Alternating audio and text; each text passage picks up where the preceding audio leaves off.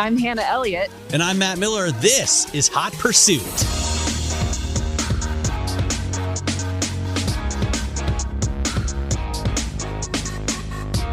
All right, coming up on the podcast, we're going to talk about a self-driving Mercedes, the new Drive Pilot technology. Hannah tested it out. Have they beaten Tesla to the punch? We're also going to talk about the BMW i7. This is the fully electric version of their 7 Series, their flagship executive limousine. Hannah's driving it. This week, I have driven it before, and it gave me ideas for the next car that I need. Plus, we'll talk about Porsche. They came out with earnings that were obviously good because they're Porsche. I'm also driving a much cheaper, I guess, Cayman competitor in a way that we'll talk about, and they could electrify the Macan. I want an ST. I tried to get a 911R.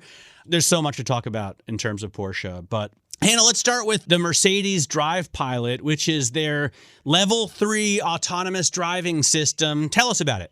Yeah, I have to say this is a big deal because Tesla has been talking about their full self-driving for years, and they do sell something that they're calling full self-driving FSD, but it actually requires a bit of hands on the wheel and attention on the road. So Mercedes swoops in with something they're calling Drive Pilot, which is level 3 driving, which does not require your hands on the wheel ever and doesn't require your eyes on the road. So literally you can sit back and read a book or watch a video or have video conference calls or watch a movie, play on your phone. So it is kind of a big deal. There are limitations that we can talk about, but as somebody who's not especially excited about the idea of self-driving in general, I have to say it did kind of win me over. I was pretty impressed. Yeah, so let's talk first about the benefits of self-driving technology before we get into the limitations on the Mercedes system and also the cost, which I think is interesting. You live in one of the most congested places on the planet. So for you, it can actually make your life better. Yeah, that's really true. And I actually, when I tested it, it was on the 10, which basically goes, from downtown out to the ocean. And I used to drive that way every day to work. It is some of the most horrible traffic in town. And the benefit was that I was in my car, but it felt like I had a driver. And that was a huge thing for me. I mean, the idea of having a driver is such a great luxury. And this technology, this Drive Pilot, really did make it feel like that. It drives the car for you.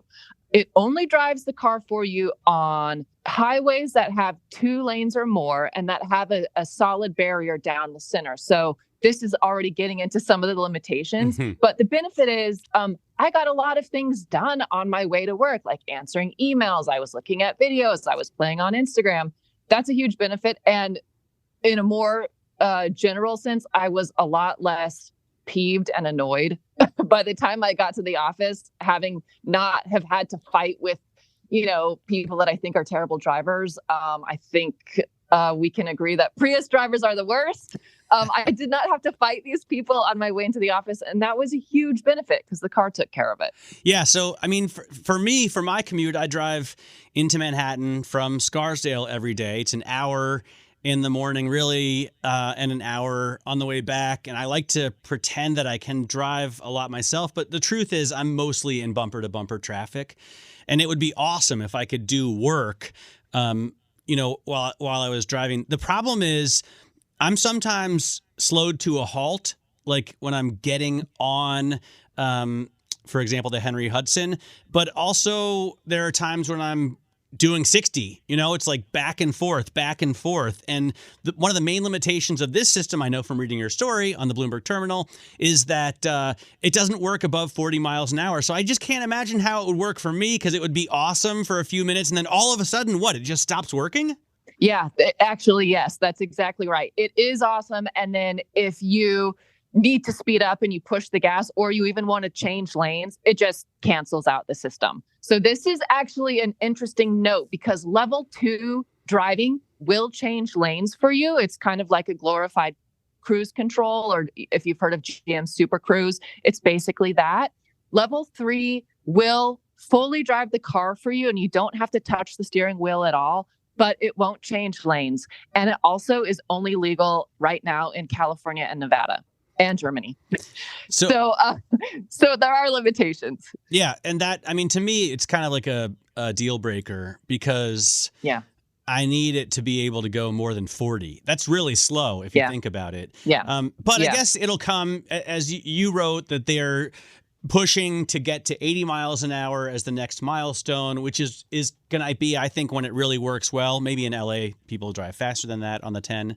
But I think one of the coolest parts of the story is that they have like special designated taillights that are not police blue, but they're kind of like lavender. And there's a picture in the story, and I thought that looks so cool. So eventually you're going to be able to know when other people have automated driving on. Yeah, those lights are very cool.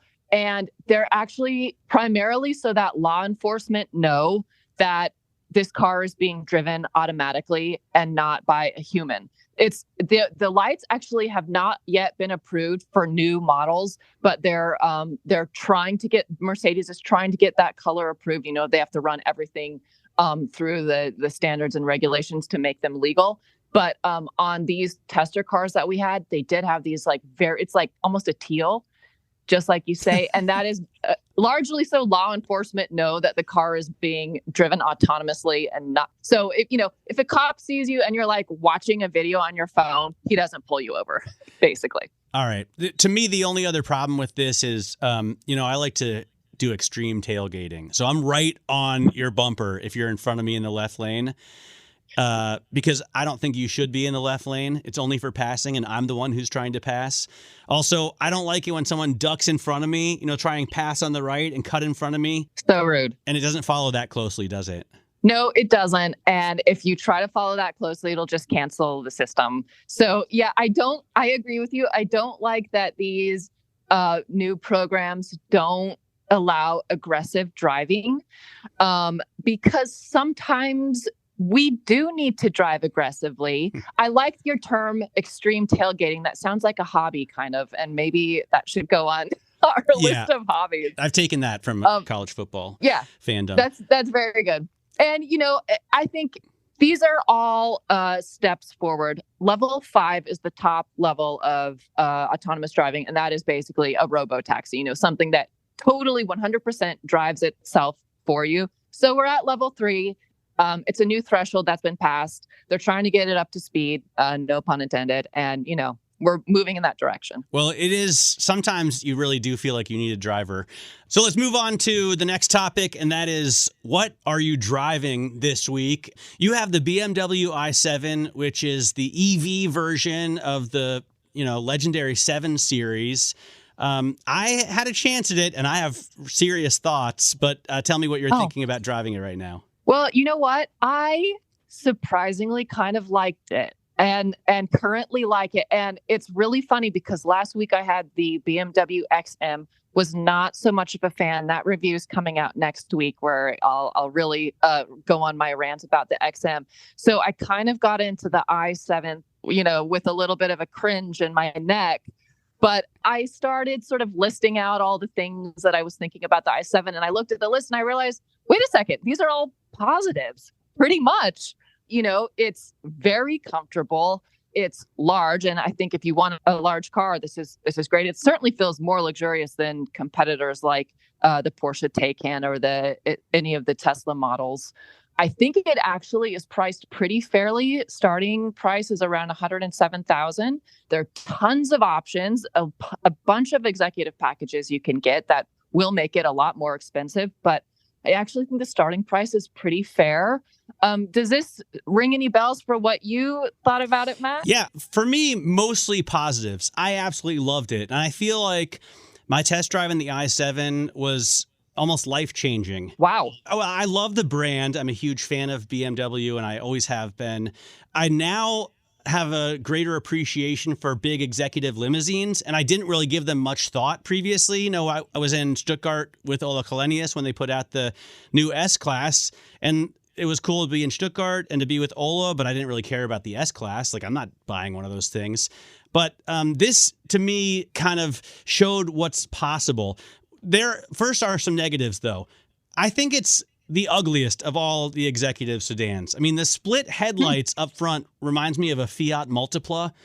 And I don't know how the designers at BMW have been getting away with what they've been getting away with since Chris Bangle. I just don't get who approves all that junk.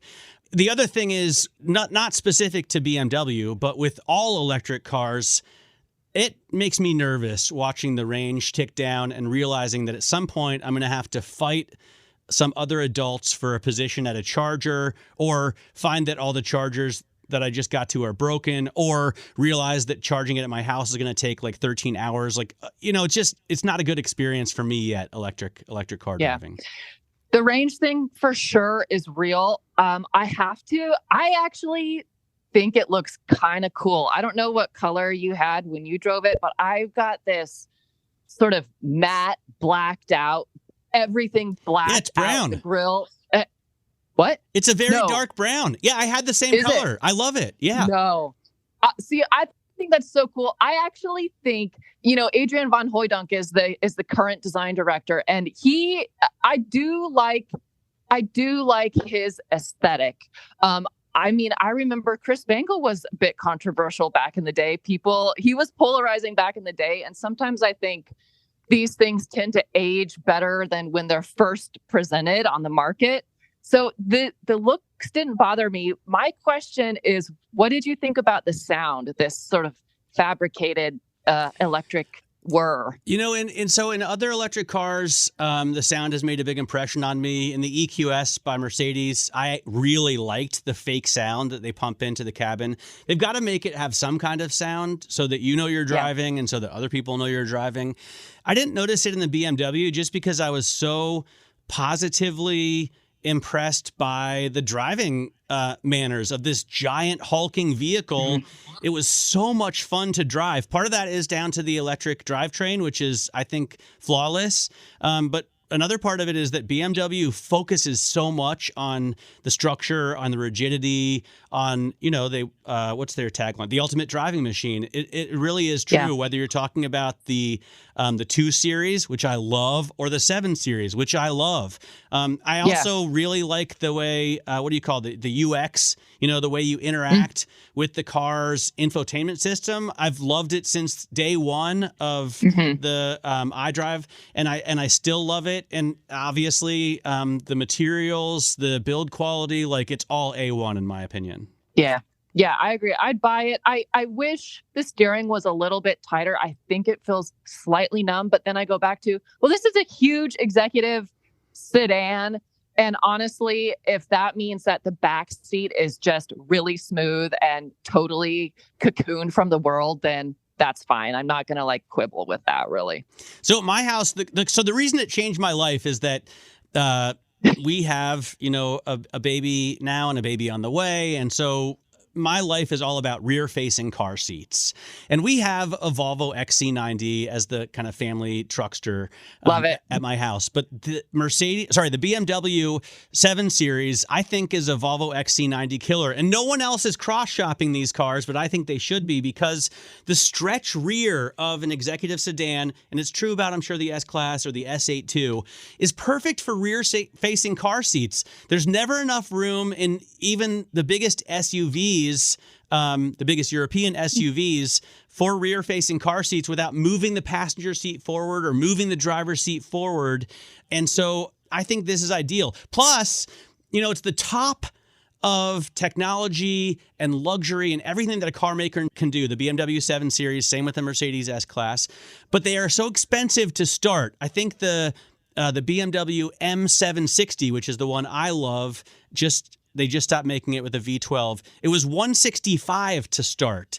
And I've seen them 2 or 3 years old with 20 or 30,000 miles. They're clearly coming off lease for $65. Wow. And it's just massive depreciation. So now it puts it in the range of an XC90. Plus, it's a BMW. It's so much more fun to drive. And in the case of the M760, it's a V12, and it's the last one they're ever going to make. So my next car is going to be, I'm going to say it, a BMW M760. As soon as I convince my wife that she doesn't need a Volvo, the BMW is just as safe and even better if you have 2 kids. I really like that. I think you've convinced me. I can totally see that. And I can also see the partners sort of saying, well, it's not high enough and, it doesn't have the hatchback loader, but I can actually see it. I can kind of buy what you're saying.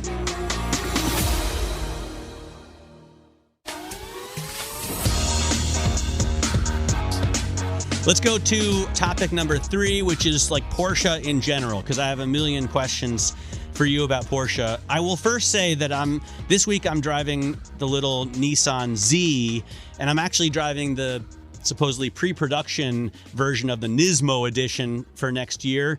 It's an awesome car. I've driven the Z before. I love the total late 70s, early 80s styling. But I think it needs a stick in order to be fun. There's no way I'm squeezing myself into something that tiny unless I'm using a manual transmission. Also, I'm just too big. They clearly made it for the Japanese market. Americans just don't fit in them. How tall are you, Matt? I'm 6'4", and the reason I bring up the Nissan with the Porsche is that I think it's a pretty clear competitor to a Cayman. Or a Boxster, right? In that it's just a very small, dedicated sports car. It's obviously much cheaper and doesn't have the status of a Porsche. But if you're in the market for one of these tiny little things, I don't think it matters that it's front engine instead of mid engine. I would put it up against a Cayman any day.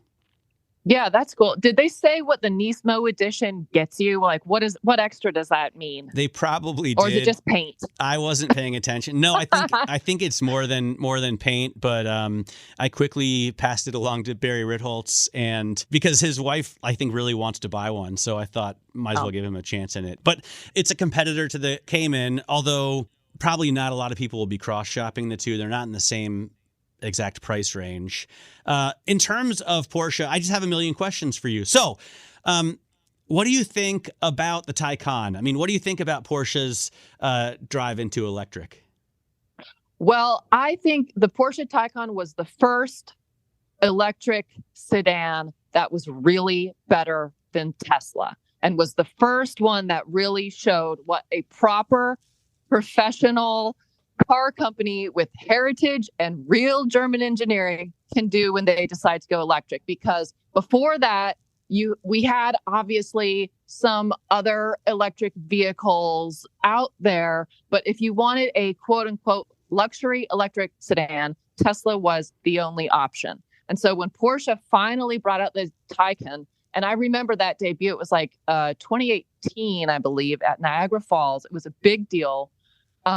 It was like finally, like the actual big guys who've been doing this for 75 years are going to bring a competitor, so we're not stuck having to satisfy our craving for EVs with Tesla, which is not a luxury experience. Yeah, no, it's very Spartan. I don't know if Porsche has cracked the range nut, because it seems like that's one of the things that Elon Musk has really been able to do. But yeah, I went to the launch on the Polish border, is where they had it in Germany. I rode my Multistrada out there, and I was impressed. But Walter Röhrl, who was the famous rally driver, he was testing it apparently for Porsche, and he made a comment, something along the lines of, "It's the greatest car I've ever driven in terms of power delivery and handling, but I would never buy one," which I thought it's totally sums up the way I feel about it as well. That's fine. And honestly, I'd expect nothing less from this old guard of driver, of racing champion, especially someone who made their entire career on, a certain engine. I would expect nothing less from him. It's definitely a different proposition. But I know that the market wants it. I noticed in Q3 earnings, sales of the Taycan are up more than 50% year over year. And so I think as long as many as Porsche can make, they will probably be able to sell. Now, I want to ask about some of the special editions, because when they came out with the 911R, I felt like I was at the front of the line, or at least one of the first people to know about it. And when I tried to buy one, they said, no, it's already been sold out. Now they have another real purist 911 in the ST, which is exactly what I want. I don't want any of the crazy technological enhancements. I just want a big, naturally aspirated flat six in the back. And a 911 that can steer. Why do they charge so much and make so few of these perfect vehicles and then only offer us the vehicles that we know aren't nearly as good? The short answer is because they can. And I have to say, I love your impulse to go for the 911R because as opposed to the ST, which I'll get to in a second, the R has a specific vehicle from 1967 that it's taken off of. If you remember, the 67 911R was an actual race car. They made fewer than 25 of them. It was an actual real car, never available to the public, but it actually was an actual racing car. Now, the STs from the 70s were not actually a real car. You could sort of buy a 911 and spec it to ST specs. It's a combination of the 911S and the 911T, but there was no actual Porsche 911 ST sold. You had to kind of spec it yourself from the factory. So the fact that Porsche is now offering almost $300,000 911 ST with a very unfortunate optional heritage livery on it just seems a bit like a cash grab. The new 911R, I could kind of see. They made 991 of them because it was built on the 991 chassis. So that's, sort of creative. But those, I just checked on Bring a Trailer this morning. One sold in June for almost $400,000, and that's used. So the 911Rs, I can actually see the reason, but the ST to me feels like a straight up cash grab. And they've got the same engine in that they have in the GT3 RS. So it's like spend less money, get an actual proper GT3. That's my rant. I think I would go for the T at this point because I'm getting old enough. Yes, the Carrera T is a 911, is a thinking man's 911 because you get everything you need, nothing you don't. Also, it's way more livable. Let's not forget T stands for touring. It's way more livable. It's honestly like the smart adult choice. It's a better compliment than I've been given in years, but I appreciate the compliment. We have the same choice in 911, new 911s. That does it for the podcast this week. I want listeners to know you can tune into my radio show every weekday from 10 a.m. to 1 p.m. You can watch me on Bloomberg TV from 1 p.m. to 2 p.m. Most weekdays as well. And I'm on Instagram at MattMiller1973. I'm on Twitter on the same handle, but I don't really tweet that much. And if you want to find me, you can find me on Bloomberg.com under Bloomberg Pursuits. That's where all of my car coverage lives. You can find me on Instagram at Hannah Elliott XO. That's Hannah Elliott with 2 L's, 2 T's, 2 H's, 2 of everything. And you can also find me on Twitter/X, although I'm not on there very much these days either. All right, catch Hot Pursuit again next week. Same time, same place. I'm Matt Miller. I'm Hannah Elliott, and this is Bloomberg.